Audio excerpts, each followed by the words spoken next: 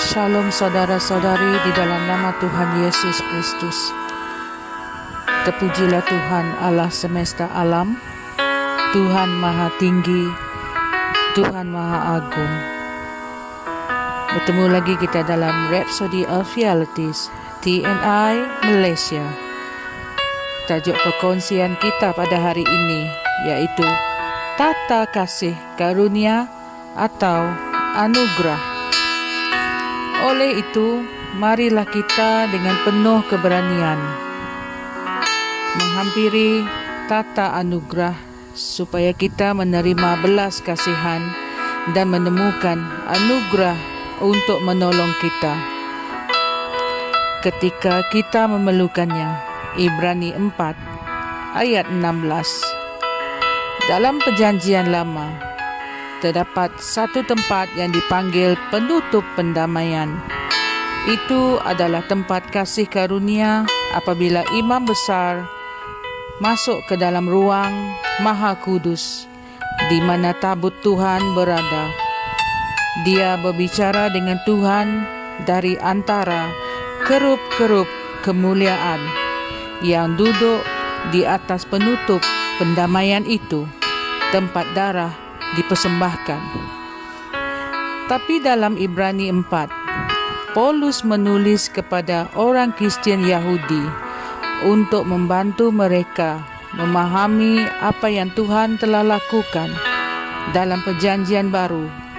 Dia berkata, kita mempunyai seorang imam besar agung yang telah melintasi semua langit, yaitu Yesus, Anak Allah. Ibrani 4 ayat 14. Yesus adalah imam besar kita, sementara semua imam lain melayani di ruang kudus. Yang pertama, imam besar bersendirian masuk ke dalam ruang Maha Kudus. Namun Ibrani 4 ayat 16 berkata, oleh itu, marilah kita dengan penuh keberanian menghampiri tata anugerah supaya kita menerima belas kasihan dan menemukan anugerah untuk menolong kita ketika kita memerlukannya. Penutup pendamaian dalam Perjanjian Lama itu kini dipanggil tata kasih karunia, yang bermaksud bahawa kasih karunia itu kini telah ditakhtakan. Haleluya. Roma 5 ayat 2 mengatakan kita mempunyai akses melalui iman ke dalam kasih karunia ini. Perkataan yang diterjemahkan sebagai takhta adalah Thronos dalam bahasa Yunani, dan ia bermaksud tempat duduk. Bahagian ayat Injil tema kita yang digariskan itu boleh dibaca sebagai, oleh itu, marilah kita dengan penuh keberanian menghampiri tata duduk anugerah. Kita tidak memerlukan perantaraan lagi.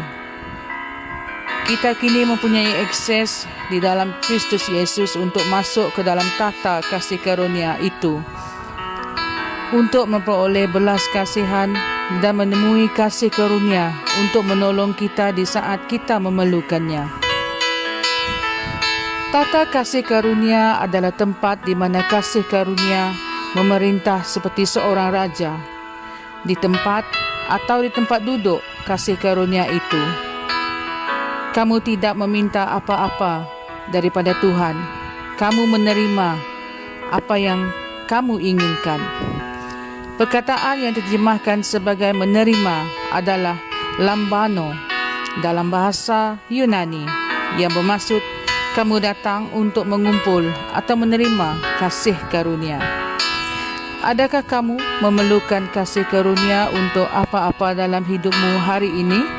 Kumpulkan segala kasih karunia yang kamu inginkan. Kamu sudah pun berada di ruang takhta di mana kasih karunia memerintah. Jadi, dengan penuh keberanian, dapatkanlah kasih karunia yang kamu perlukan untuk tugasan itu, untuk tahap kemuliaanmu yang seterusnya dan yang lebih tinggi dalam perjalananmu dengan Tuhan. Sebelum kita mengakhiri, marilah kita sama-sama mengaku, Aku berkecukupan dalam Kristus, dan kasih karunia-Nya yang melimpah-limpah ke atas hidupku adalah cukup bagiku dalam segala perkara. Kasih karunia, kuasa pengangkatan Tuhan yang menarik orang, bahan dan sumber yang betul, telah meletakkan aku di hadapan dan menetapkan aku untuk kejayaan dan kemenangan.